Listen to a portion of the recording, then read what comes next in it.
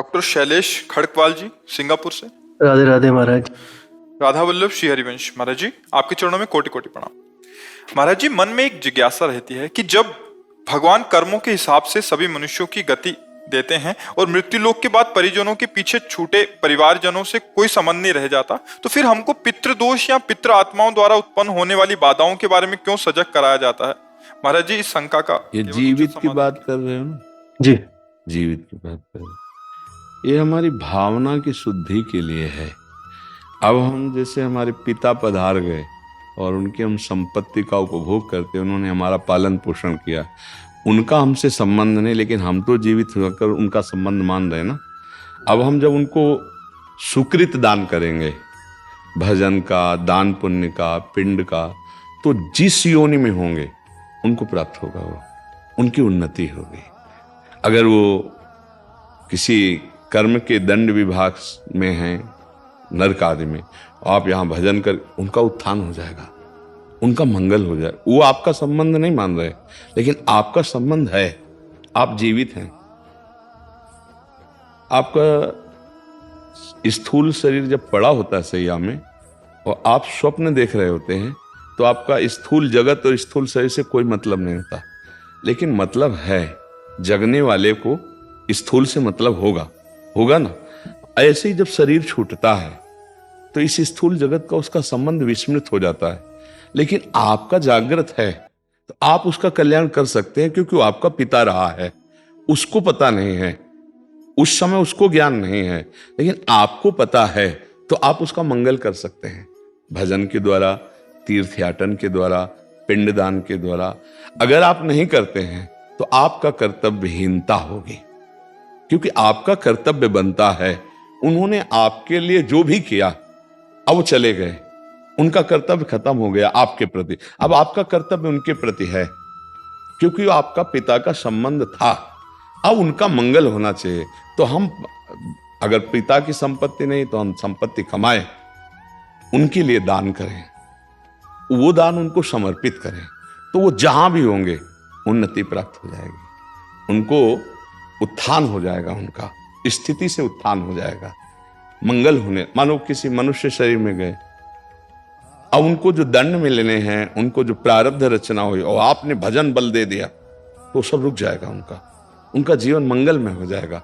इसलिए प्रथा बनाई गई कि उनका अधूरा कार्य आप पूरा कर सकते हैं, उनको भगवत प्राप्ति करा सकते हैं। आप जब भजन करके भगवत प्राप्त होंगे, संकल्प करेंगे, तो बोले 21 पीढ़ियां तर जाती हैं, 14 आगे की और 7 पीढ़ी की, तो वो तो पिता है, उनको तो परम पद मिल ही जाएगा। उनको स्मृति नहीं है, आपको स्मृति है। अगर समझा जाए कि स्मृति क्यों नहीं रहती, तो जैसे आप स्वप्न में होते हैं तो आपको जागृत शरीर की स्मृति नहीं रहती कि वस्तुतः मेरे शरीर को सुंदर सैया पर सुलाया गया है, मैं एक स्वप्न देख रहा हूं, ऐसा बोध नहीं होता। स्वप्न सत्य होता है और ये स्थूल शरीर का विस्मरण होता है, समझ रहे ना। ऐसे ही वो जिस लोक में गए हैं, तो आपका विस्मरण हो चुका है, आपका कोई संबंध उनकी स्मृति में नहीं है।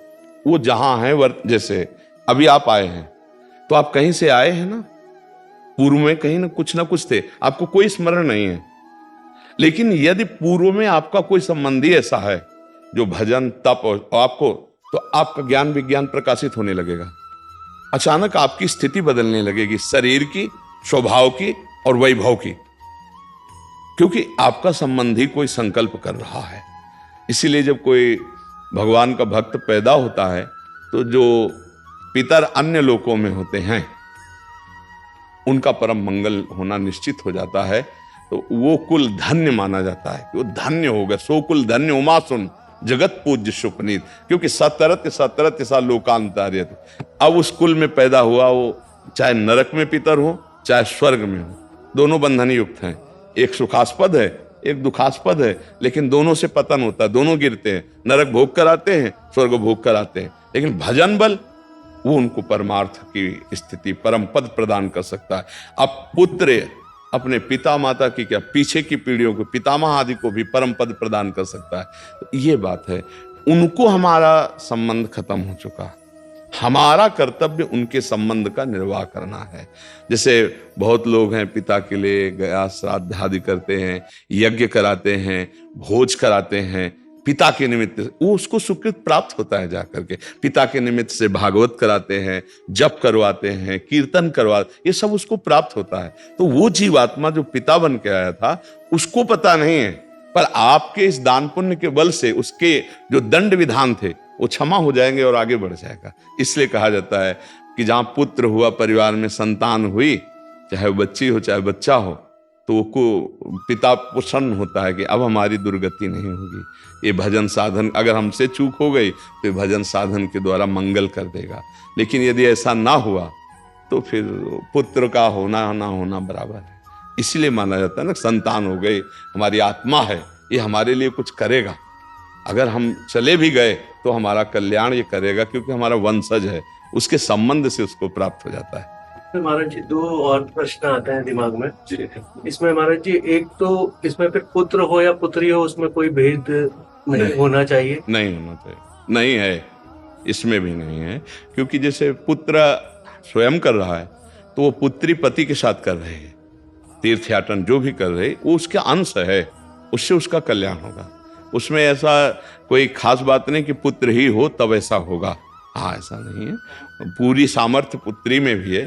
कितने ऐसे कुल हुए जिनको दोनों कुलों को पावन कर दिया, पिता के पक्ष को और ससुर पक्ष को, दोनों पक्षों को पावन किया। तो उसमें ऐसा शास्त्रों में कोई विशेषता ये नहीं कि पुरुष ही होना चाहिए, बल्कि बड़ा रोल है। हाँ, बिल्कुल बिल्कुल बिल्कुल, इस बात में कोई संशय नहीं। और दूसरा प्रश्न महाराज जी, जैसे जीवात्मा मतलब जब आत्मा मतलब अपना स्थूल शरीर को छोड़कर चली गई तो उसके बाद नरक गति और स्वर्ग गति और फिर मृत्यु लोक में भी दोबारा आ सकती है भोगने के लिए। तो फिर अगर किसी वो दूसरे स्थूल शरीर में चले गई तो उस समय पे भी यही संबंध रहता है पितृ वाला ही, जैसे कि अगर आप बोल रहे हैं अभी बताया ना कि अगर वो किसी मनुष्य शरीर में गया है तो उसकी उन्नति होने लगेगी, उसकी बाधाओं का नाश होने लगेगा आपके संबंध से, उसको पता नहीं है। जैसे हम किसी के नाम पैसा ट्रांसफर करें और अपना परिचय हम ना दें और वहां तक पैसा पहुंच जाए तो धनी तो हो ही जाएगा ना। तो उसको पता नहीं, लेकिन आपको तो पता है ना कि मेरा जनक है, मेरा पिता है, अब जहां भी होगा उसको सुख पहुंचेगा।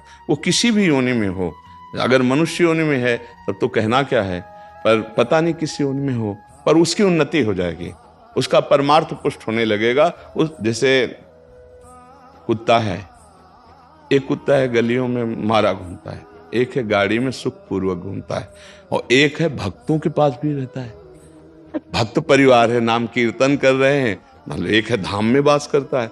कितने तो अब इसके सौभाग्य का जनसाधारण कुत्ता थोड़ी करेगा, जो धाम में राधा नाम कीर्तन हो रहा है, यहीं देहरी पे बैठा हुआ है, संत जन प्रसाद पाए उसको दिए, श्री जी का प्रसाद ही तो मिल रहा है। तो अब ये कुत्ता और वो एक जनरल कुत्ता, बड़ा अंतर हो गया ना।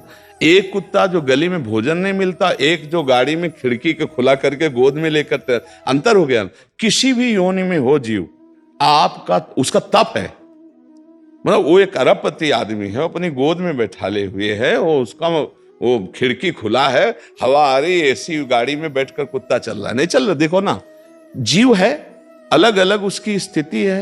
अगर वो पुण्यात्मा रहा तो देखो ये आया, बना किसी कर्म से श्वान, लेकिन ऐसा श्वान बना कि बाबूजी की तरह जाके गद्दे में सोता है, सर्दी में उसको कपड़ा पहनाए जाते। और एक कुत्ता है कि अगर दरवाजे में खड़ा हो जाए तो डंडा मारे बेचारा, कू कू करके, वो ना भोजन मिल रहा है ना, मतलब कितनी। एक कुत्ता है कीड़े मतलब कीड़े लगे हुए हैं, कष्ट पा रहा है। एक है खुशबू आ रही उसके शरीर से, बढ़िया नहा धोआ के सब। ये अब किसी भी योनि में उसका मंगल होगा। हमें लगता है कि सबको करना चाहिए, अपने माता पिता के लिए, अपने पूर्वजों के लिए कुछ माला भजन करके, इससे सबसे बड़ा दान है। रुपया पैसा का तो दान ठीक है करे ही, लेकिन ये जरूर करे कि राधा राधा राधा 5 माला जपा, तो आज की 5 माला हम अपने पिता को देते हैं, इतना बड़ा कल्याण हो जाएगा 5 माला नाम जप करके। और अगर आप रोज 1 माला दें, पिता है तो उनका कल्याण हो जाएगा। ये गुप्त बात है आंतरिक, कि वो आपसे संबंध नहीं रखते, लेकिन आप जीवित हैं, आप उनसे संबंध रखते हैं, तो ऐसा करना चाहिए।